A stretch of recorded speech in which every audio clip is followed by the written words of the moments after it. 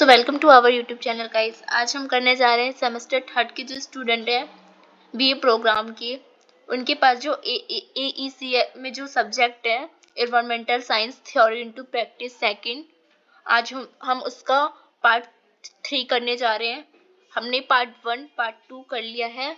अगर आपने वो वीडियो नहीं देखी हो तो प्लेलिस्ट में जाके वो वीडियो देख सकते हैं। तो हमारे जो इन्वायरमेंटल साइंस है, जो कि सेमेस्टर थर्ड के स्टूडेंट हैं, उनके जो सिलेबस है उसमें 3 यूनिट है, यूनिट 5, यूनिट 6 एंड यूनिट 7। तो हम यूनिट 5 कर रहे हैं। तो यूनिट 5 का हमने जो यूनिट 5 है हमारा global environmental issues and policies, यानी वैश्विक पर्यावरण मुद्दे। तो वैश्विक पर्यावरण मुद्दे का हमने पार्ट 1 कर लिया है, पार्ट 2 कर लिया है। आज हम पार्ट 3 करने जा रहे हैं, जिसका नाम है भारत में पर्यावरण कानून, तो इन्वायरमेंटल लेजिस्लेशन इन इंडिया। तो स्टार्ट करते हैं आज की हमारी वीडियो। तो वीडियो स्टार्ट करने से पहले अगर आप हमारे चैनल पर नए हो तो नीचे दिए बेल आइकन को दबा के चैनल को सब्सक्राइब कर लीजिए, जिससे सारी नोटिफिकेशन आपके पास जल्द से जल्द मिल जाए। चलिए स्टार्ट करते हैं आज की हमारी वीडियो, जो कि है भारत में पर्यावरण कानून पार्ट 3। हमारा यूनिट 5 है। हमारे सिलेबस में 3 यूनिट है, यूनिट 5, 6, 7। तो हम यूनिट उसका 5 करने जा रहे हैं। तो 5 का यूनिट हमारा पार्ट ये 3 है। तो यूनिट जो 5 है वो बहुत बड़ा है, तो हमने इसमें चैप्टर्स है, तो हमने first chapter, second chapter and third chapter आज हम करने जा रहे हैं। तो स्टार्ट करते हैं। तो हमारे चैप्टर का नाम है भारत में पर्यावरण कानून। तो इसमें हमें जो भी हमारे सिलेबस में दे रखा है, हमें जिस जिस कानून के बारे में पढ़ना है तो हम वो पढ़ेंगे, ठीक है। तो पहला है स्टॉकहोम कॉन्फ्रेंस। तो इस जो स्टॉकहोम कॉन्फ्रेंस है, ये जो हुआ था ये 1972 में हुआ था। 1972 के बाद ही दुनिया तथा भारत में भी कई पर्यावरण कानून बनाए गए थे। तो संवैधानिक प्रावधान, यानी जो ये 1976 में 42वां संशोधन द्वारा क्या हुआ था, भारत में इस कानून को शामिल किया गया था, ठीक है। तो जो हमारा संविधान है उसकी जो धारा 48 है, उसके जो ए पार्ट है, ए सेक्शन, उसमें ये दे रखा है कि यह देश पर्यावरण से सुधार व सुरक्षा के लिए तथा देश के वन व वन्य जीवों के रक्षा हेतु एकदम प्रतिबद्ध होगा। तो हमारी वो जो कॉन्स्टिट्यूशन है उसकी जो एक्ट मतलब धारा है उसके 48 ए के तहत ये लिखा गया है। तो और एक और धारा इसमें शामिल की गई है, जो कि है धारा 51 ए जी। तो 51 ए की जो जी है उसमें लिखा गया है कि देश के हर नागरिक का यह कर्तव्य होगा कि वह इसके प्राकृतिक पर्यावरण तथा जिसमें इसके वन, झील, नदी व अन्य जीव शामिल होते हैं, पर्यावरण में जो भी चीज शामिल होती है उनकी हमें क्या करना है, रक्षा करना तथा सुधार करेंगे, तथा हर प्रकार के जीव की हमें एक प्रति जो संवेदनशील भावना होती है हमें उसको रखनी है। तो ये लिखा गया है धारा 51 ए के तहत। तो ये जो स्टॉकहोम कॉन्फ्रेंस है आपने पढ़ लिया 1972 में हुआ था। इसके तहत ही हमारे जो पर्यावरण में जो कानून जो बनाना स्टार्ट हुआ था वो स्टार्ट हुआ था। तो इसके तहत जो संशोधन किए गए थे 48 ए और 51 ए आपने ही पढ़ लिया। तो देखते हैं अब हमारे पर्यावरण कानून। तो हमें हमारे जो सिलेबस है उसमें ये भी दे रखा है कि वन्य जीव सुरक्षा अधिनियम, तो ये भी हमारे पेपर में आ सकता है। तो वाइल्ड लाइफ प्रोटेक्शन एक्ट जो कि है 1972, तो इसके अंतर्गत क्या हुआ था, जो वन्य जीव अधिनियम है तो इसके तहत हुआ था। इसके अंतर्गत हमारे देश की महत्वपूर्ण प्रजाति को सुरक्षित प्रदान की जाती है। तो इसके तहत जो भी मतलब महत्वपूर्ण प्रजाति है जो लुप्त होने वाली है तो उसको एक सुरक्षा प्रदान की जाती है। तो India board of wild life यानी IBWL द्वारा क्या हुआ था, 1952 में ये लागू हुआ था। यह जगह जगह जाकर जो है नेशनल पार्क होते हैं और सेंचुरीज होती है, वाइल्ड लाइफ सेंचुरीज, उसको देखते हैं तथा जिससे जो वन्य जीव है वो सुरक्षित रह पाए।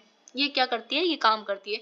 तो मतलब वन्य जीव सुरक्षा अधिनियम के तहत India board of wild life की मतलब स्थापना हुई थी, जो कि इससे पहले जो 1952 में जो ये हुई थी, इसके तहत ही क्या होता है, जो पार्क और जो वाइल्ड लाइफ सेंचुरी है, इसमें जो भी हमारे लुप्त प्रजातियां होने वाले जो प्रजाति हैं उसकी संरक्षण की जाती है और देखरेख की जाती है। तो इसके तहत पहले क्या क्या काम करे जाते हैं? पहला तो ये करा जाता है कि यह वन्य जीव को संबंधित जो भी परिभाषाएं हैं वो निश्चित कराता है कि वन्य जीव की परिभाषा क्या है, मतलब ये लुप्त प्रजाति में कि किस प्रजाति में, ये करवाता है पहला काम। दूसरा काम ये करवाता है कि यह वन्य जीव एवं सलाहकार समिति को वार्डन व उनके कर्तव्यों तथा शक्ति को निर्धारित करता है। ये बोर्ड जो है वो ये करता है कि जो भी वन्य जीव सलाहकार है, समिति है, उस और उनके जो वार्डन है उनके पास कितने कर्तव्य मतलब काम रहेगा और उनके पास कितनी पावर रहेगी, ये भी इनका काम होता है। थर्ड काम इनका होता है कि इसके अंतर्गत पहली बार संकटग्रस्त व विलुप्त होने वाले वन्य जीव की सूची बनाई तथा ऐसे जीवों के शिकार पर प्रतिबंध। तो ये तीसरा काम ये करती है कि इसके अंतर्गत जो भी संकटग्रस्त प्रजाति होते हैं, जिन पे संकट होने वाले होते हैं तथा मतलब विलुप्त होने वाले होते हैं, बहुत कम प्रजाति होती है, तो इनकी एक लिस्ट बनाने का काम इनके पास होता है तथा जो शिकारी होते हैं उनके द्वारा शिकार पे प्रतिबंध लगाना भी इनका ही काम होता है। तो फोर्थ काम होता है इनका, देख लेते हैं और काम कि बहुत से संकटग्रस्त पौधे जैसे Beddome, cycas, ladies slipper, pitcher plant और ब्लूवेंडा, तो जैसे कि हमने देखा कि जीव की सुरक्षा करता है ये जो संकटग्रस्त जीव होते हैं, तो वैसे ही संकटग्रस्त जीव की जगह संकटग्रस्त जो प्रजाति होती है, मतलब पौधे में भी जो प्रजाति होती है, मतलब वो जीव प्रजाति हो गई और ये भी जो संकटग्रस्त पौधे वगैरह होती हैं तो इसकी भी वो देखरेख करती है। तो फिफ्थ चीज देख लेते हैं कि राष्ट्रीय उद्यान व वन्य जीव संरक्षण अभ्यारण्यों की स्थापना की गई।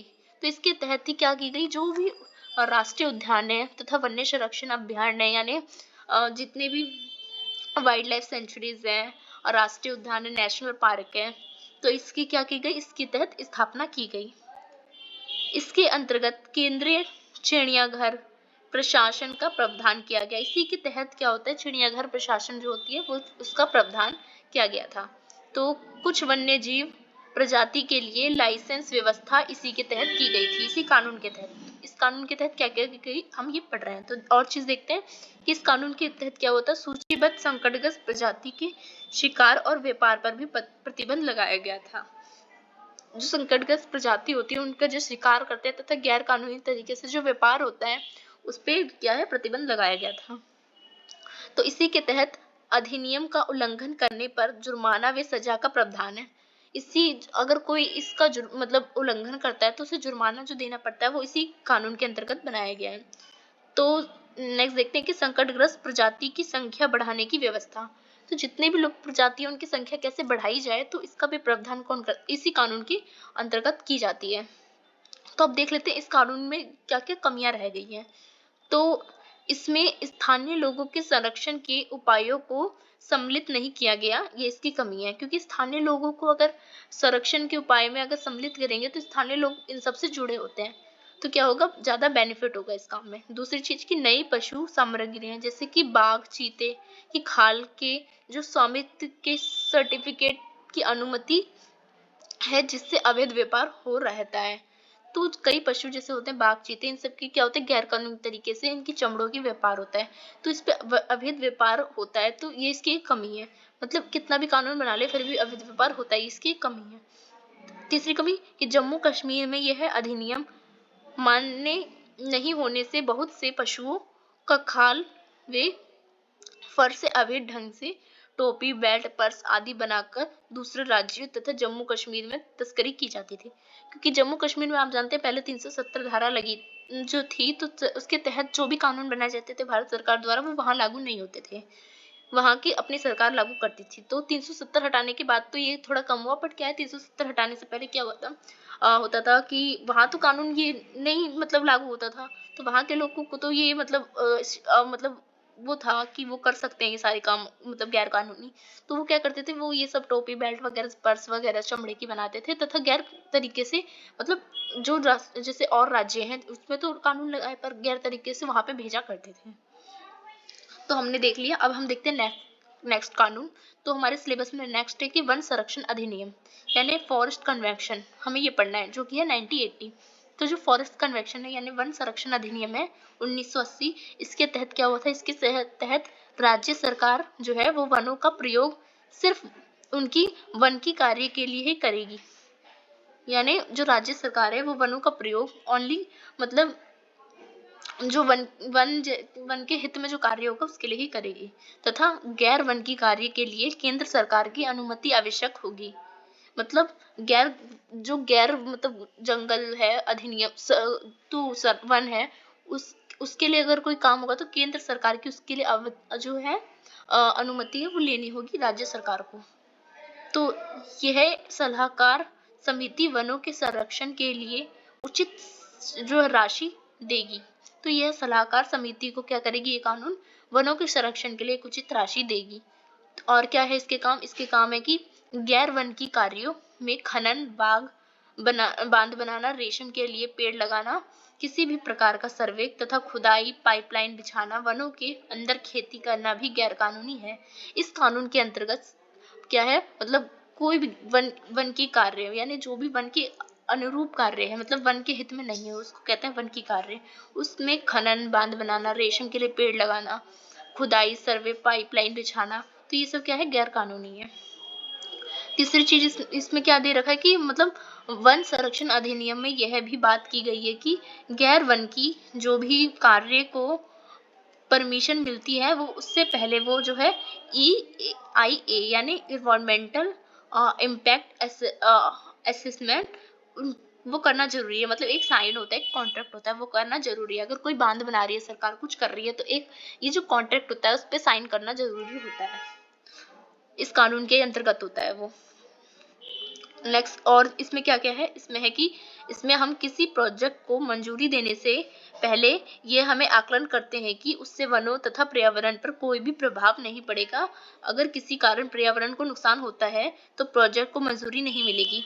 इसी कानून का मतलब काम होता है कि अगर पर्यावरण में कोई भी मतलब जैसे कि बांध बन रहा हो या पाइपलाइन बिछ रही हो, कोई भी काम हो रहा हो, तो इस काम में मतलब कोई भी मतलब पर्यावरण को नुकसान ना हो, ये तय करना इस कानून की जो समिति होती है उसका काम होता है, तथा ये देखना, और अगर कुछ गैर कानूनी हो रहा होता है तो इस प्रोजेक्ट को मंजूरी नहीं देना, इसी जो कानून है उसका काम होता है।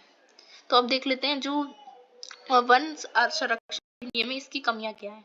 तो वन संरक्षण अधिनियम 1980 जो है इसमें बहुत सी कमियां भी है, जैसे कि इस अधिनियम में स्थानीय आदिवासियों की भागीदारी को पूरी तरह से नजरअंदाज किया गया है, क्योंकि इस जो अधिनियम है इसमें कोई भी आदिवासी को सम्मिलित नहीं किया गया है। तो नेक्स्ट चीज की वन नियंत्रण के अधिकार पूरी तरह से केंद्र सरकार के पास केंद्रित कर दिए गए हैं, और बहुत बार केंद्र सरकार के लिए यह मुश्किल होता है कि किसी राज्य के सुदूर क्षेत्र में अवैध गैर वानिकी कार्य का पता लगाकर उसे रोक सके। क्या हुआ, ये कानून केंद्र सरकार को दे दिया गया है, इसके तहत जो केंद्र सरकार है उसको बहुत मुश्किल होती है कि पता लगाना कि कहाँ कहाँ मतलब गैर कानूनी काम हो रहा है। क्योंकि अगर स्थानीय लोगों के पास होता, आदिवासी के पास होता, तो क्या करते, ये लोग इसकी देखरेख कर सकते थे, पर क्या है सरकार तो हर जगह जा नहीं सकती। तो नेक्स्ट चीज है कि इसकी कमी कि स्थानीय आदिवासियों को हर प्रकार से अलग थलग करके उनके जो समर्थन व सहयोग की आशा रखना व्यर्थ है। अक्सर ये आदिवासी अपने मूल वनों से वंचित होने के कारण हिंसा, अवैध तथा शिकार आदि करते हैं, जिससे वन संरक्षण को चोट पहुंचती है। मतलब जो आदिवासी है उनको वंचित रखते हैं इनसे, तो अक्सर में वो गुस्सा होकर क्या करते हैं, हिंसा करते हैं, अवैध करते हैं तथा शिकार करते हैं, तथा इससे कारण क्या होती है, जो वन संरक्षण अधिनियम है उसको ठेस पहुंचती है, क्योंकि इसमें वन की तथा जानवरों को चोट पहुंचती है। तो नेक्स्ट कानून देखते हैं क्या अधिनियम बनाया गया, कन्वेंशन तो है जल प्रदूषण कन्वेंशन यानी निवारण और नियंत्रण, water prevention and control of pollution act, जो कि है 1974 का 1974। तो इस कानून में क्या हुआ था, इस कानून के अंतर्गत यह भूमिगत व सतही जल के स्रोतों की गुणवत्ता को बनाए रखने के लिए हर प्रकार के प्रावधान करता है। ये क्या करता है, ये कानून भूमिगत सतही जल जो होती है उसमें जो भी मतलब स्रोत की गुणवत्ता बनाए में मदद करता है। इस कानून के अंतर्गत इसके तहत केंद्रीय व राज्य प्रदूषण नियंत्रण बोर्ड की स्थापना की गई है तथा उनके कार्य की शक्ति को निर्धारित किया गया। इसी कानून के अंतर्गत जो राज्य बोर्ड है और केंद्रीय बोर्ड है पोल्यूशन के, उसको मतलब क्या की गई है, स्थापना की गई है। बोर्डों के अनुदान जो है, बजट, लेखा जोखा आदि का प्रावधान भी इसी के तहत किया गया है।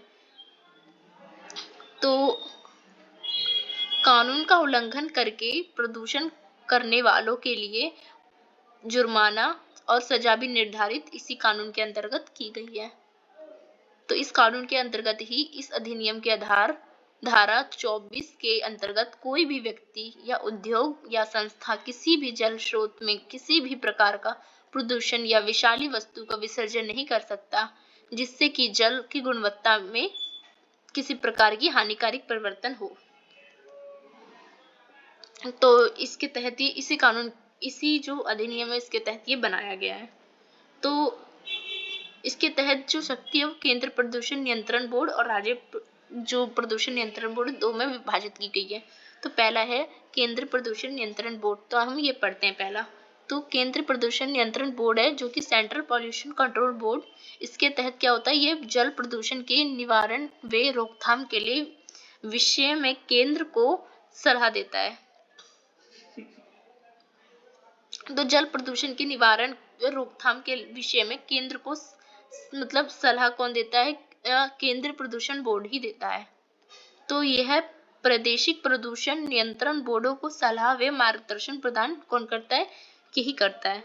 तो प्रदूषण के निवारण और उसको नियंत्रण करने में प्रशिक्षण केंद्र लगाता है तथा जन संचार के माध्यम से इस प्रकार के कार्यक्रम आयोजित करता है, ये केंद्र बोर्ड करता है। तो देश भर से जल प्रदूषण संबंधी सूचनाएं व रिपोर्ट आदि को संकलित करने का काम यही करता है तथा प्रदूषित जल को उपचार की विधियों को उपलब्ध करवाता है। प्रदूषित जल जो है उसके जो उपचार, उसको कैसे सही करा जाए, इसके काम भी केंद्र सरकार द्वारा की जाती है। तो देश भर में औद्योगिक कचरे की जांच के लिए कुछ प्रयोगशालाओं और मान्यता प्रदान करता है कौन, केंद्रीय बोर्ड, प्रदूषण बोर्ड। तो अब देख लेते हैं राज्य प्रदूषण नियंत्रण बोर्ड के क्या क्या कार्य होते हैं। तो राज्य प्रदूषण जो नियंत्रण बोर्ड है यानी स्टेट पॉल्यूशन कंट्रोल बोर्ड, तो इसके तहत जो है राज्य में स्थापित होने वाले किसी भी उद्योग से यदि किसी जल या जल के स्रोत है उसको क्षति पहुंचती है यानी वो खराब होता है, उसमें प्रदूषण फैलता है, तो संभावना हो राज्य सरकार इसकी सूचना इसको मतलब देता है। इसकी सूचना राज्य सरकार को कौन देता है, राज्य प्रदूषण नियंत्रण बोर्ड राज्य सरकार को देता है और केंद्र सरकार जो वाले बोर्ड होता है वो केंद्र सरकार को देता है। तो और इसके काम देख लेते हैं। इसके काम है कि यह जल के मानक स्थापित करता है जिन्हें उस राज्य के उद्योग को मानना होता है। ये क्या करता है, जल के मानक स्थापित करता है जिन्हें उस राज्य के जो उद्योग होते हैं मतलब उद्योग कंपनी होती है उसे पालन करना पड़ता है कानून का कि वो क्या क्या कर सकते हैं क्या क्या नहीं कर सकते। तो राज्य बोर्ड को यह अधिकार देते हैं कि किसी उद्योग के जल के एकत्रित करके उनकी जांच करवाए तथा उनके मानकों पे खरा ना उतरने की दशा में उद्योग को नोटिस देकर उसकी अनुमति से इनकार कर दे। तो राज्य बोर्ड का ये भी काम होता है कि जो उद्योग से पानी निकल रहा है उसकी वो जांच करे, अगर उस पानी में कुछ कमी है, वो गैर कानूनी तरीके से उसमें प्रदूषण फैला रहे हैं, तो उसकी जो अनुमति है उसको इनकार कर दे तथा उसे नोटिस दे तथा उन पर जुर्माना लगाए। तो और जो राज्य बोर्ड है उसका काम होता है कि बोर्ड का यह फर्ज भी है कि वह उद्योग को उचित मार्गदर्शन दे ताकि वे प्रदूषण नियंत्रण समुचित ढंग से कर सके। यानी बोर्ड का फर्ज यह भी है कि उद्योग जो कंपनी है उसको एक गाइडेंस दे जिससे वो प्रदूषण को कम करे। तो ये भी काम होता है। तो नेक्स्ट कानून देखते हैं हम जो कि हमारे सिलेबस में है, वो है वायु प्रदूषण निवारण एवं नियंत्रण यानी जो 1981 है, air prevention and control of pollution act 1981। तो वायु प्रदूषण जो है निवारण एवं नियंत्रण कानून मतलब जो 1981 में हुआ था, इसके तहत क्या हुआ था, तो इसके तहत की गई है, इस कानून के अंतर्गत वायु के प्रदूषण को रोकने का प्रावधान है।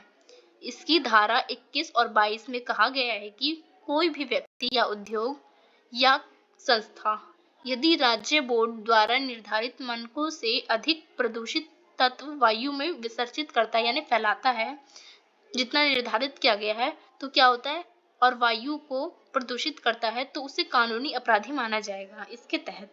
तो उसे 3 से या 6 महीने की जेल का या जुर्माना का प्रावधान उसके लिए की जाएगा। तथा और क्या इसके कार्य, इसके अंतर्गत राज्य बोर्ड को वायु के नमूने उद्योग की चिमनी से इकट्ठे करने की जांच व फैसले देने का अधिकार है। तो जो चिमनी तथा उससे जो प्रदूषण निकलता है उसकी जांच करने का भी इसको अधिकार है। तो 1987 में वायु प्रदूषण में ध्वनि प्रदूषण को भी शामिल किया गया। तो वायु प्रदूषण में हम पढ़ते हैं ना ध्वनि प्रदूषण, तो उसको शामिल किया गया था 1987 में। तो अनुच्छेद 20 के तहत क्या हुआ था, अनुच्छेद 20 के तहत मोटर गाड़ी द्वारा निकलने वाले जो धुएं होते हैं, यानी जो भी बाइक वॉकल्स होते हैं, तो इसके द्वारा जो भी मतलब प्रदूषण निकलते हैं उस पर भी नियंत्रण का प्रावधान किया गया था इस कानून के तहत, मतलब इस कानून के अनुच्छेद 20 के तहत। तो इस कानून के अनुच्छेद 19 के तहत क्या गया था, इस कानून के अनुच्छेद 19 के तहत राज्य बोर्ड किसी भी क्षेत्र और वायु जो प्रदूषण है उसको नियंत्रण तथा घोषित कर सकता है। तो अनुच्छेद 19 के तहत जो राज्य बोर्ड है वो किसी भी क्षेत्र को वायु प्रदूषण की लिस्ट में शामिल कर सकता है तथा घोषित कर सकता है।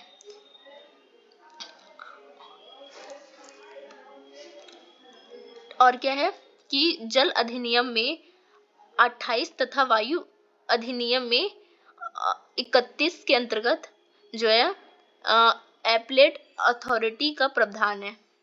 मतलब जो वायु प्रदूषण में भी और जल प्रदूषण में भी, पर धारा 28 और 31 के तहत क्या गया, एक एपेलेट अथॉरिटी है उसका प्रावधान किया गया है, जिसमें क्या होता है, इसमें 1 या 3 सदस्य होते हैं, 1 से 3 सदस्य इसमें होते हैं इस अथॉरिटी में, जो क्या करते हैं, जो राज्यपाल द्वारा जो क्या होता है राज्यपाल द्वारा बनाए जाते हैं इस सदस्य।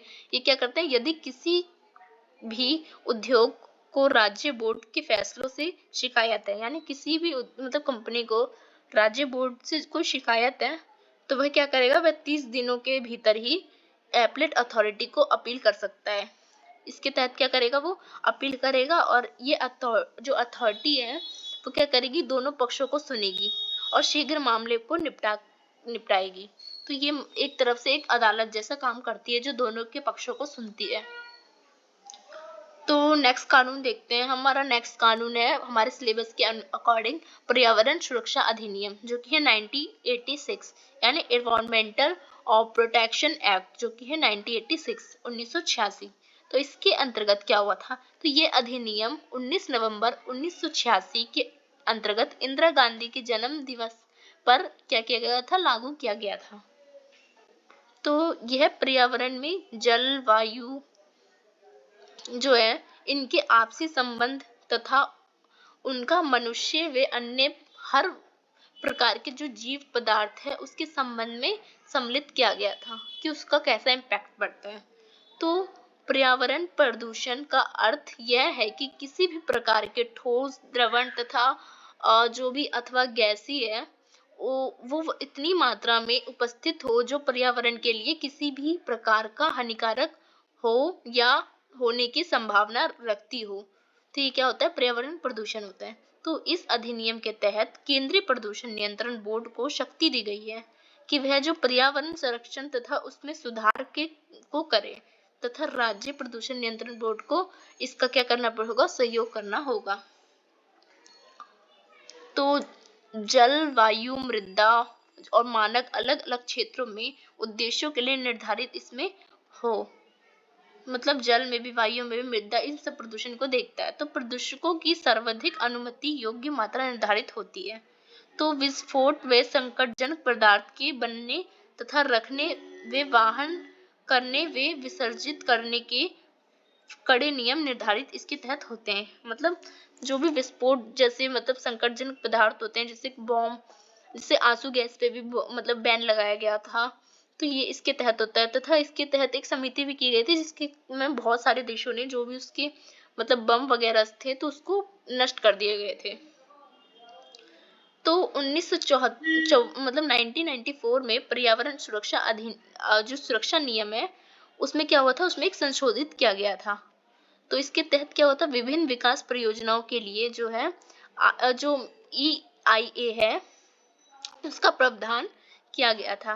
ऐसी 29 विकास परियोजनाओं की सूची तैयार की गई थी जिन्हें प्रारंभ करने से पहले उसके द्वारा होने वाले पर्यावरण प्रभावों का आकलन करके केंद्र सरकार से अनुमति लेना आवश्यक होता था। तो ये क्या होता था, एक तरह का कॉन्ट्रैक्ट होता था, मैंने बताया है, जो कि साइन करना पड़ता था कि पर्यावरण को उनके जो भी प्रोजेक्ट है उससे कोई नुकसान ना पहुंचे।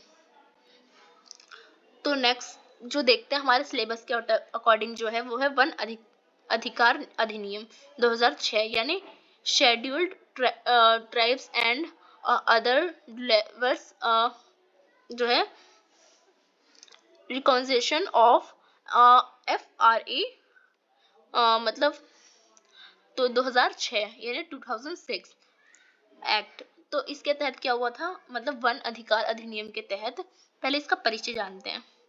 तो संसद से पारित वन अधिकार अधिनियम को 1 जनवरी 2006 को मतलब क्या गया था, लागू किया गया था। इस अधिनियम का उद्देश्य यह था कि ऐसे वनवासियों के वन और भूमि पर अधिकार और कब्जे को सुनिश्चित करना है जो कोई पीढ़ियों से जंगलों में रह रहे हैं। इसमें क्या था, ऐसे इसके जो भी वनवासी थे उनकी जो भूमि होती है उसके अधिकार को सुनिश्चित करना था जो कि पीढ़ी दर पीढ़ी से उस जंगल में रह रहे थे। तो लेकिन इनके अधिकार दर्ज नहीं किए जा सके, इसलिए संसद के दोनों सदनों में पारित इस अधिनियम को 2007 में मंजूरी मिली थी। तो 2006 में ये नहीं हो पाया था, तो 2007 में इसे मंजूरी मिली थी। तो इसमें देखते हैं क्या क्या है।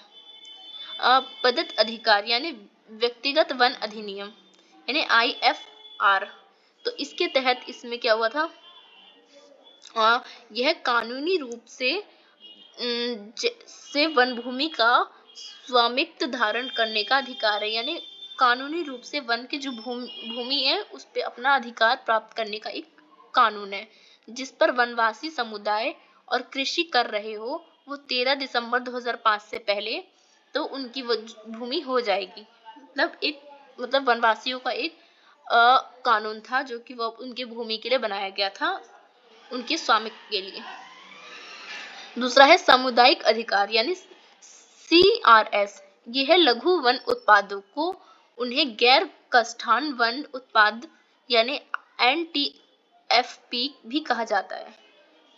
सामुदायिक में चराई, ईंधन की लकड़ी, जल निकाय से मछली और अन्य उत्पाद एकत्रित करने के साथ ही पारंपरिक ज्ञान से संबंधित बौद्धिक संप्रभुता और जैव विविधता का अधिकार इसमें सम्मिलित है। कि मतलब सामुदायिक अधिकार जो होते हैं ना, जैसे कि लोग मतलब चराई के लिए मतलब जमीन उपयोग करते हैं, लकड़ी काटते हैं तथा जल से मछली निकालते हैं, तो इस पे एक कानून बनाया गया था।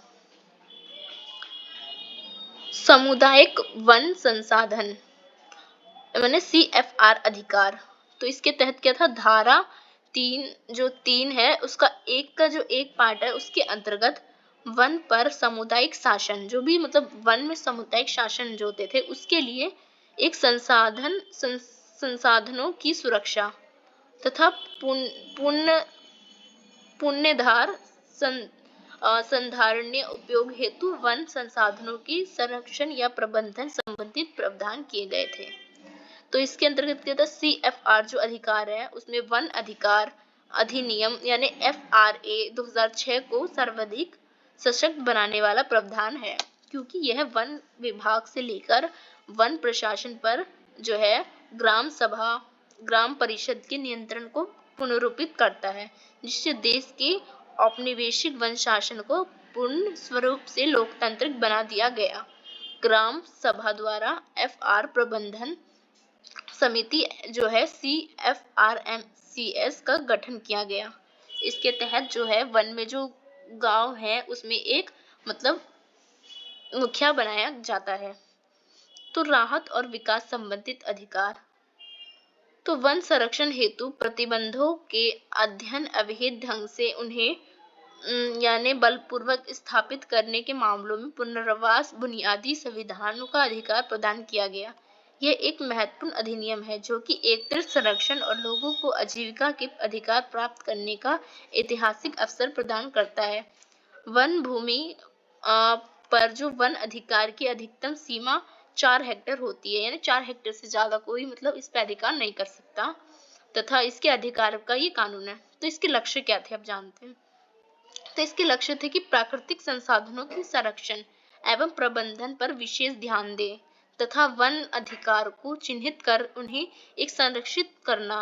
वन अधिकार क्या क्या हो, इसको एक लिस्ट बनाना और सामुदायिक अधिकार के साथ साथ व्यक्तिगत अधिकार भी इसमें प्रदान करना था तथा जैव विविधता एवं सांस्कृतिक विविधता से संबंधित बौद्धिक संपदा और पारंपरिक जो ज्ञान है उसके सामुदायिक अधिकार को प्रदान करना था। तो इसके हमने लक्ष्य भी देख लिए। तो हमारा जो यूनिट 5 है, यानी हमारा जो यूनिट 5 है वो हमारे सेकंड जो ईयर के स्टूडेंट है यानी थर्ड सेमेस्टर के, उनका यूनिट फर्स्ट ही है। मतलब यूनिट 5 का मतलब ये नहीं कि हमारे और यूनिट है, हम यूनिट 5 से पहले जितने यूनिट है वो हमने यूनिट कब पढ़े हैं, हमने फर्स्ट ईयर में पढ़े हैं। तो हमें सेकंड ईयर में हमें क्या पढ़ना है, यूनिट 5 से पढ़ना है। तो हमारा फर्स्ट जो चैप्टर है यानी यूनिट 5 वो थर्ड पार्ट में था और हमारा तीनों जो पार्ट है वो कंप्लीट हो गया। तो ये वीडियो आपके लिए बहुत बहुत हेल्पफुल हो, आई होप ये बहुत हेल्पफुल होगी। तो ये वीडियो आपको अगर अच्छी लगी हो और समझ आई हो तो लाइक कीजिए, शेयर कीजिए, और अगर कोई क्वेश्चन हो या आपको और कुछ चाहिए हो नोट्स वगैरह तो आप कमेंट्स करें। तो धन्यवाद।